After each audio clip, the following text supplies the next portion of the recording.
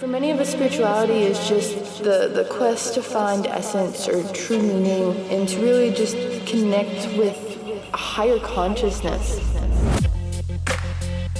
Welcome to the Bring Me to Life podcast. Connecting with your spirituality is very important in this life. By becoming mindful of all of that, you can realize where you are and if that is leading you to where you want to go. Listen to the little simple things, because it's those little simple things that are going to shift you vibrationally in such a way that will prepare you to become very intuitively minded and ready to step forward on the next part of your path. I hope you can feel the love that's inside you, it's inside me, that connects us.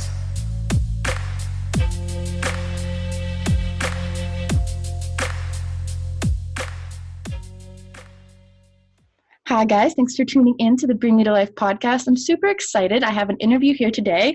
Why don't you go ahead and introduce yourself and tell us a little bit about what you do and where you come from. Yeah, thank you. My name is Sasha Kasterin. Originally, I'm from Anchorage, Alaska.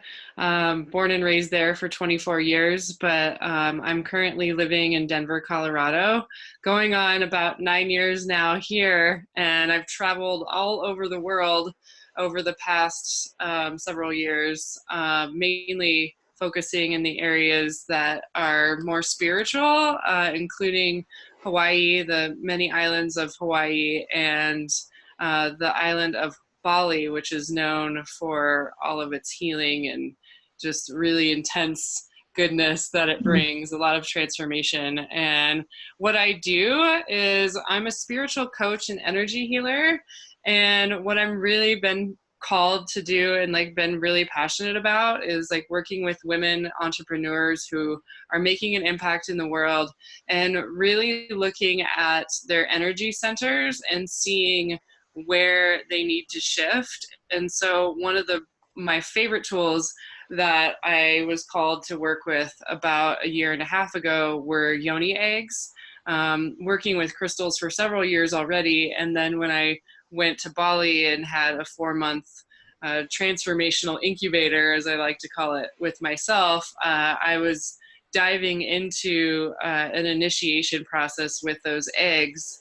And so what that means is there's a traditional way of using the eggs, and it starts with the nephrite jade egg, and you go through a series. So you spend about a month with the jade egg, which really helps you clear any stuck energy. Maybe it's, you're going through a breakup. Maybe it's, any sort of sexual trauma that you might have been through in your life, various things like that. But it really awakens and creates the safe space for your yoni to wake up. And then after that part is completed, the clearing process, you go into working with obsidian. And I love working with the rainbow obsidian, and that's more of the deeper shadow work.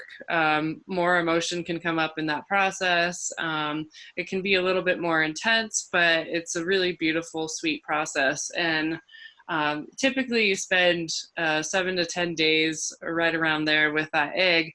And of course, during this whole process, it's really important to listen to your body and listen to your intuition to know and be aware of when you need to, move on from that process, or when you need to stay with that egg and really hone in and just be clear about your intentions when you're working with each one. And then the last one is the rose quartz, which is of course more of the heart center, the heart opening. And so once all the other clearing has happened, then opening your heart and being able to call in whatever you want to call in with that.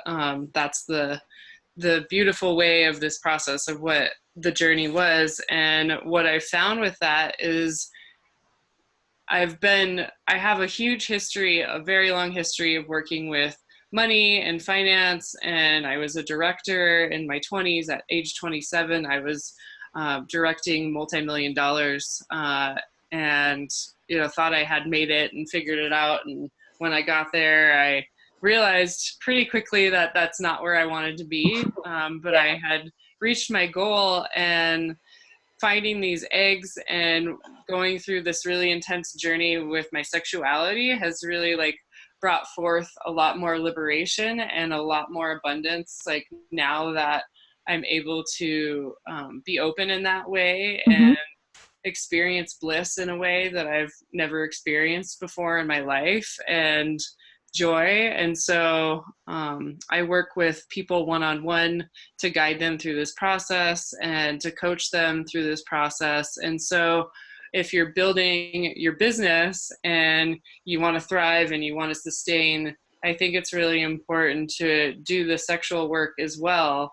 And so you can really like feel that abundance and radiate that abundance, because when you're awakened sexually, it really like emanates and lights you up, and people see that and people are attracted to that. And so whether you're attracting a client or a lover, it doesn't really matter. It's like you're going to be more known in the room. Right. Let's talk about that for a second. So for people who don't know what Yoni eggs are, you did a good explanation of them. But for someone like me, at first I kept hearing about Yoni eggs and I was like, oh, I collect crystals. I want some egg-shaped crystals. And people didn't realize like what you do with them.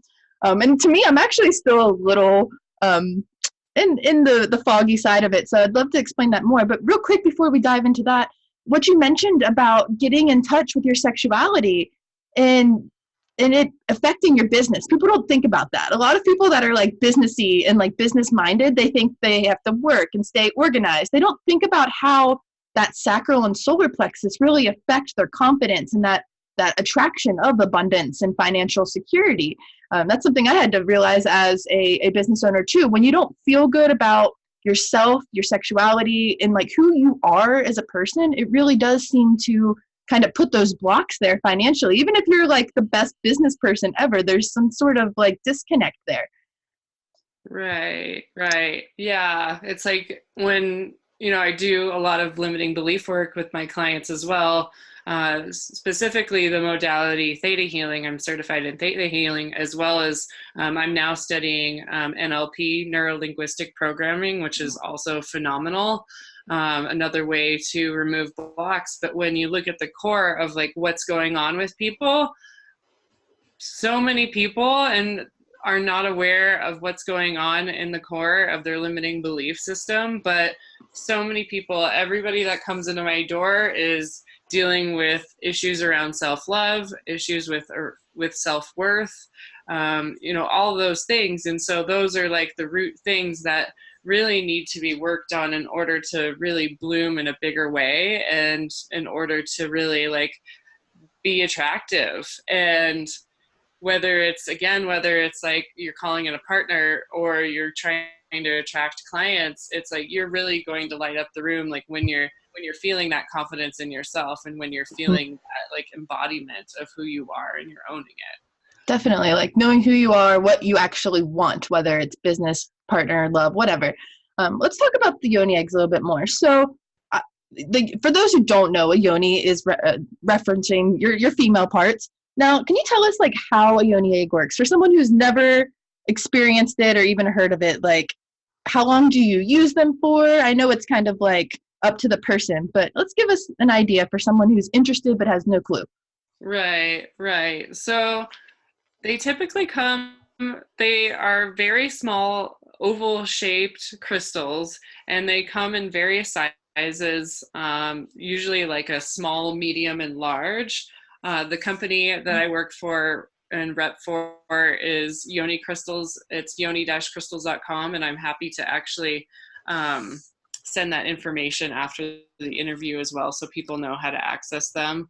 I'm currently just shipping them myself, and I'm happy to ship any of the ones, but like preferably like what I have found is that the medium-sized ones are a nice medium. And so without showing a picture of what they look like, I'll just go ahead and share when you're using an egg and it's your first time, you've never used one of these before in your life. And if you're not even familiar with how crystals work and the vibration and the energy of them, if you're building up your sensitivity to the feeling of them, which a lot of people, when they're coming to me, they have a hard time feeling sensations, and they might not be aware of the subtleness of the energy. And so it just takes time to develop. And as you move through and do the work, you'll start to feel them more. But when you're working with the eggs, I recommend working with them on the outside of the body first. So what I mean by that is just like putting them on you, like just putting them on. You can put them on your chest, you can put them on your belly, you can put them by your vaginal opening, that area, and really just like sit with them and have a meditation and set an intention with them and love up on them. And so they start to like form this relationship with you and become your friend. And so it's really just a beautiful process. And like you can start to talk to them. I know this sounds crazy probably to some people out there that don't know much about this. They probably heard me talk about it, so it's okay. I'm all about the crystal love and how they have their own personalities, so it's totally a thing. Yeah, but speak to them and ask them questions and ask what they want, and really start to form this relationship and have this guidance in this process with them. Because with honing your intuition and getting clear about where does the egg want to be, and how long am I going to sit with it? It's really an intuitive process. And so learning to work with them in that way is the best way to start with it. It's like I can work with people as a guide as well, but really when it comes down to it, it's all about like being self-empowered.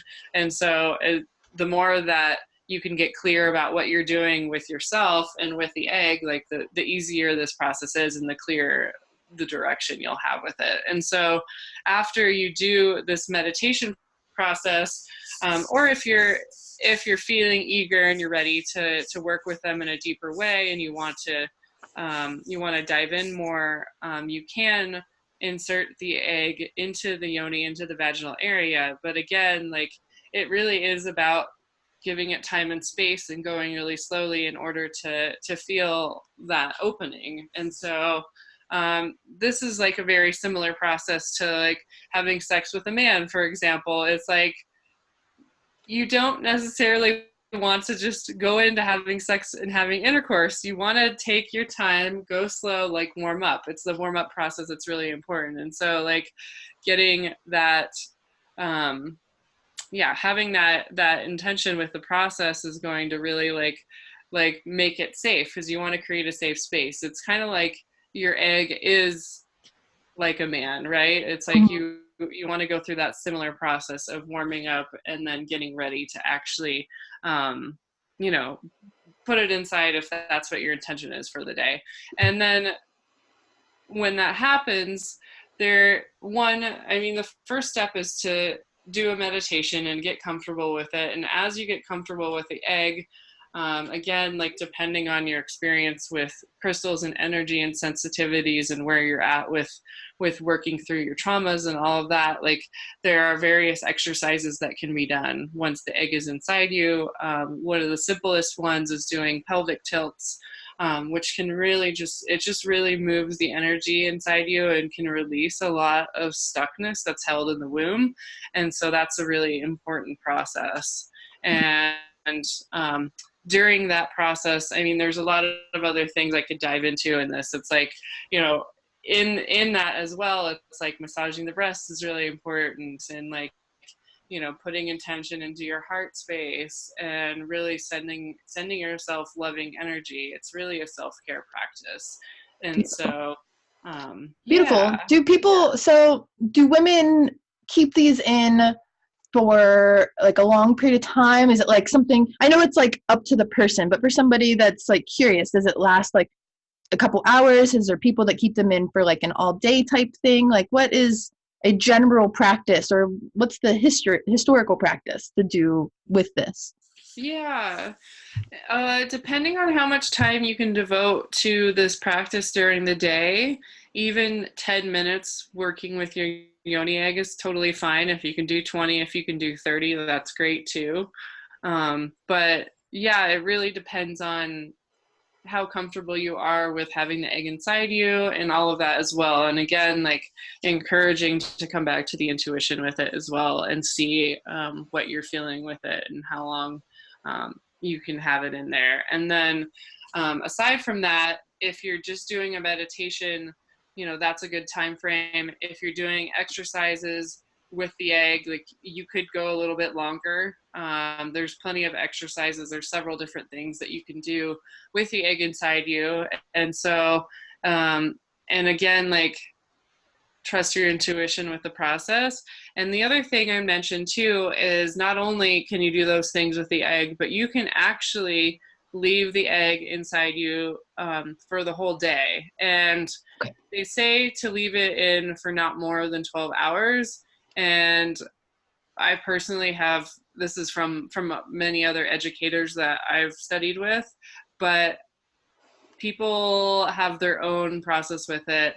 And it can be safe to have them in there longer. I have people that have advocated like going to ecstatic dance with an egg inside you and like various things like that. And like I've slept with them in, you know, and so I find that like I feel really nourished when I have them inside me, and I feel like it's like there's things that are happening on a deeper level when I'm wearing them and I'm not doing a meditation or doing an exercise with them. Okay, yeah, it does seem like a very personal thing. Anything to do with that kind of sexual energy or that area is a very personal thing. I guess I have one more question for those of us that are new to the Yoni egg experience. Is I know some people would be really kind of afraid to insert something in them. Would you say it's similar to the process of like inserting like a tampon or something along those lines? Or is there like a method you have to go, like is there a string there? I've had people, when I mentioned Yoni egg to them, they're like, well, how do I get it out of me? Right. Yeah, it really depends on how comfortable you are with that. I would say they're actually way more comfortable inside you than a tampon is.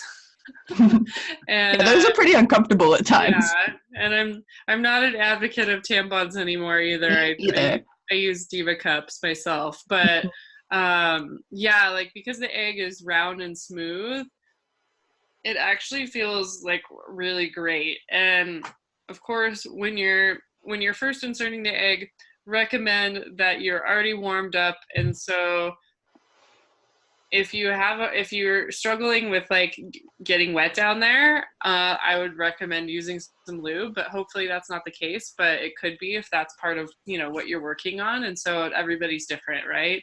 And so just make sure you have some juices down there in order to be able to insert it, and it should go in very comfortably. And yeah, even for those that have like smaller areas down there, the medium size one should be totally fine and recommended too, because the small one it's not as aware, like the energy isn't as potent, apparent, yeah, as the bigger one. And so if you are nervous and it's your first time inserting it or your first few times, you can always get an egg that has 2 holes at the top of the oval, and the holes in there allow you to insert a floss. And so that floss goes in, and you can actually just leave that hanging. And so when you come time you need to take it out,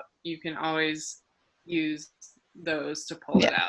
It's a lot easier. But it's really about the best way to get it out is to like really use the muscles down there and push it out. And because it's smooth and it's glass, then it's like this, it makes it a lot easier for it to come out that way. It's like, yeah.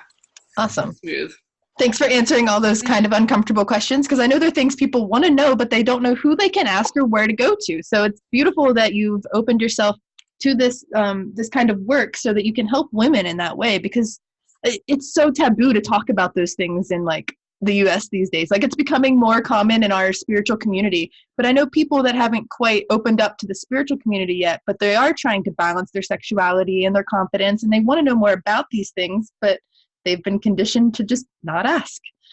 Right, right. Yeah. Yeah, it's not something that's talked about all the time. It is a conversation that a lot of people have a hard time talking about, and they get nervous and they get scared and they want to shut down. It's like sex is one of those topics that's pretty taboo in normal society, and I feel like we're going through kind of a revolution with that right now, at least in the communities that I surround myself with, and that it's becoming a little bit more open.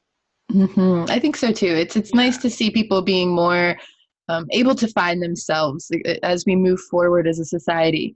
So you said that you have 3 different kinds of the eggs available for, so people that are interested, or women or whoever are interested in purchasing one of these, how can they find you? I know you said that you go through the Yoni Crystals website, but how can people contact you if they're interested in like your services and just connecting with Right. you?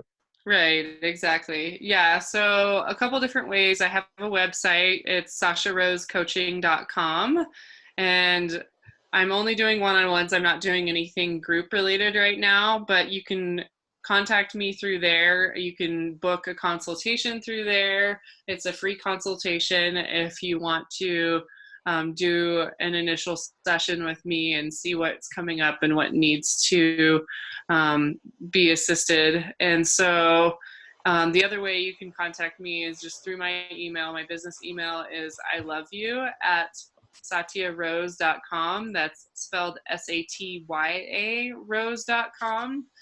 And so either of those ways would work. I'll respond within 24 hours, possibly, probably, likely a lot less time than that. But those are great ways to reach out to me. I'm also totally available over Facebook as well, but it's more, my page is more personal than anything else. I do have a business page on there, but it's not super, super active. It's only occasional that I use that one right now. So It's hard to keep Facebook pages active when they don't get seen. It's like the personal profiles and the websites have been the place to go. So we'll make sure we put your website and your email in the description of this interview, wherever it's at. And is there anything else you have to share or that you're offering and you want to let the audience know about? Yeah. Just a couple other things that I do with people that I'd love to just get out there in the space is I love selling cacao, and I source various varieties from all over the world, whether it's Guatemala, Ecuador, Peru. I'm always trying different ones, and so that's something else. I also ship nationwide if people are interested in learning about what I have and what I can acquire. And so feel free to reach out to me about that too. I'm really about like pretty much an advocate of anything like heart-centered or heart-related, and so working with the cacao is a really opening and amazing way of working with people, and even working in cacao ceremonies. I've only done a few thus far, but I'll likely be doing more here in the future. And can you explain a little bit about what cacao is and like what a ceremony would consist of?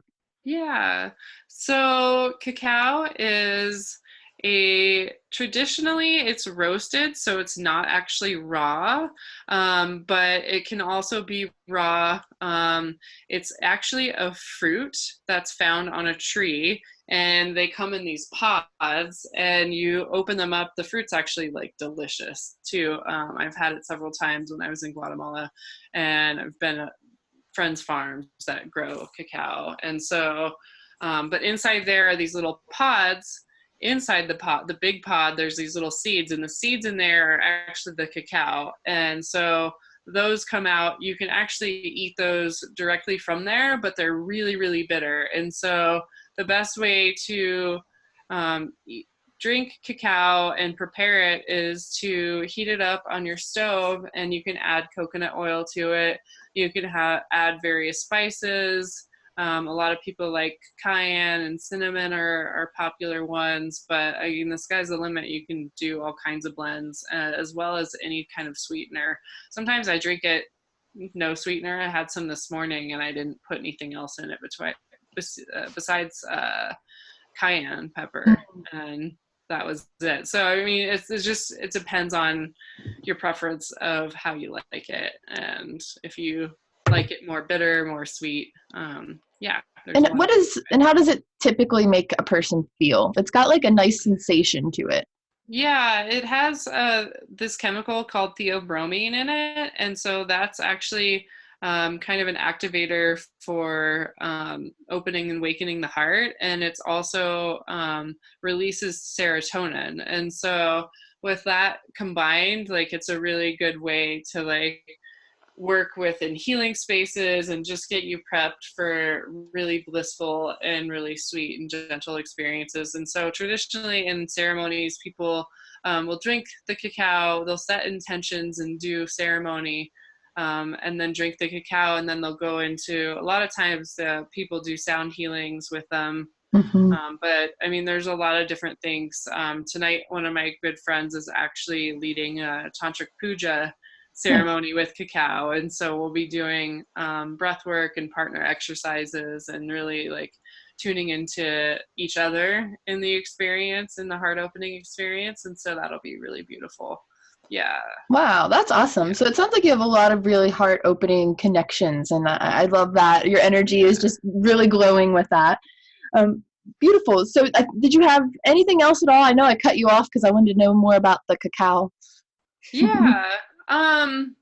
Yeah, like, I guess the evolution of my work, just so people have a little bit more background, and then I'll talk a little bit about that, and then a little bit more about the other modalities that I use when I work with people one-on-one, because of my background with, the money and the finance and all that stuff. Like, I started my spiritual awakening probably 5 or 6 years ago now.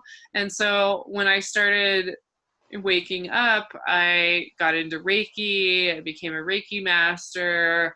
I learned a lot about the heart. The Untethered Soul is an amazing book for your spiritual journey as well.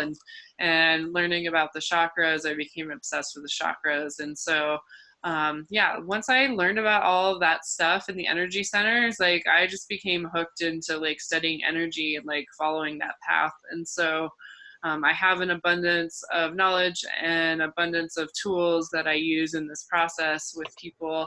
And I use a lot of like somatic visualization, meditation, like all of that. And additionally, like, I've studied with various relationship coaches, success coaches, and all of that. And so I bring a lot of different things to the table with my work. And so it's really about collaborating and combining like all of those different tools and knowledges and pathways in together, and to create a really potent space.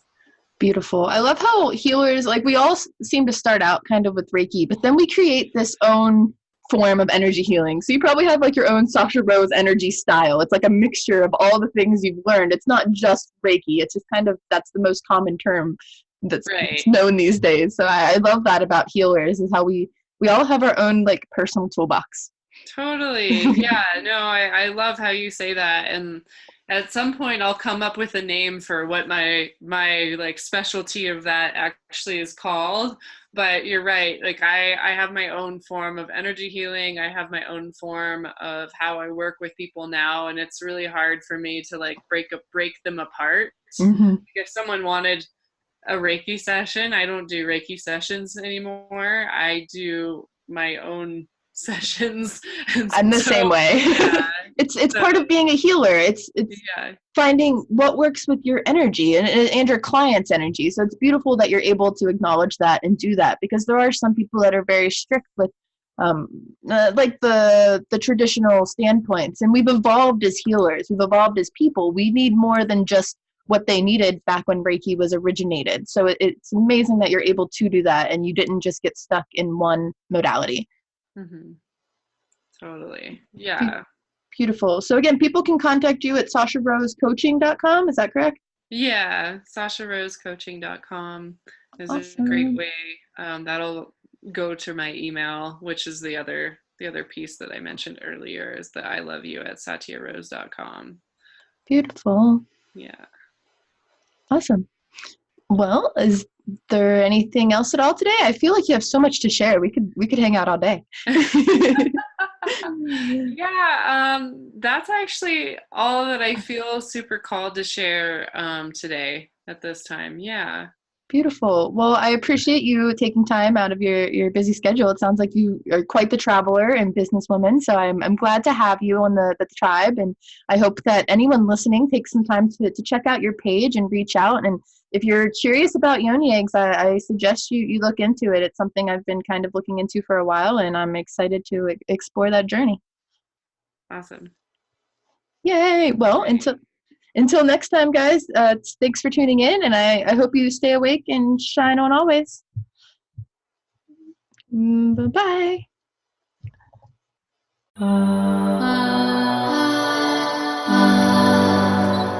Thanks for shining on with us.